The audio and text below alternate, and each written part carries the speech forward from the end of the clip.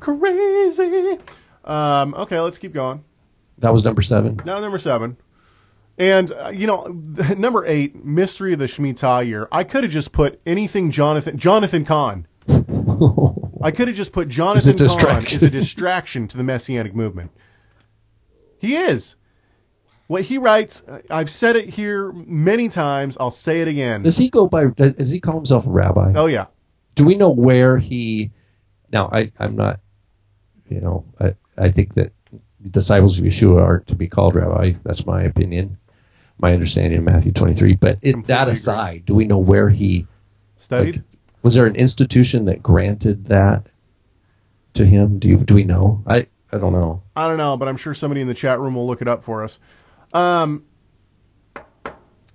said it once, I'll say it again. The whole idea of the Shemitah year or the curses of a covenant coming upon America,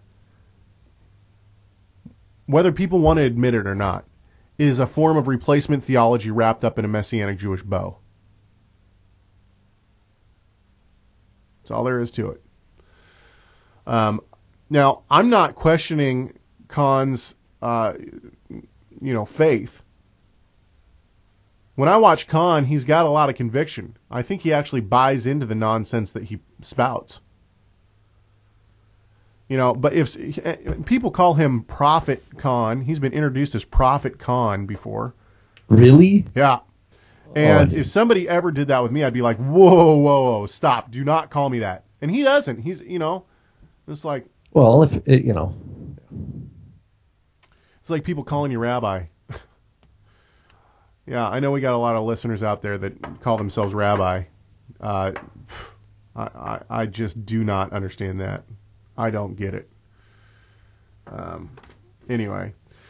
So let's listen to something by Cahn. Let's listen to what Cahn has to say.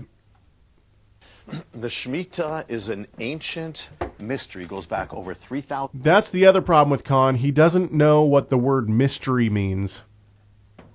The Shmita is an ancient mystery. Goes back over 3,000 years to Moses, Mount Sinai. Yet it is affecting everything from 9/11 to the rise and fall of the economy, to the crashing of the stock market, to the rise and fall of nations, everything from World War I, World War II, what is happening right now, and what will happen. It is the most precise, mind-boggling, biblical mystery, and it's coming true now. It's coming true. This from the wiki page, credentials, the New Jersey Jewish Standard, in a piece that mentioned Cahn said he, quote, claims to have Orthodox smicha from a rabbi who had joined the Messianic Movement. That's all it says. The question is, does the Shemitah have semicha? Yeah.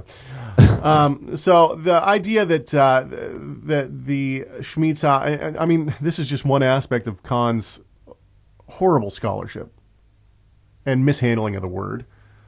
But the idea that the Shemitah somehow would apply to America and therefore is the reason why we had 9/11 and all these other things is because God is judging us for not keeping America to the Shemitah, which was supposed to be for the land of Israel, basically implants the idea that America is the promised land. That's called replacement theology.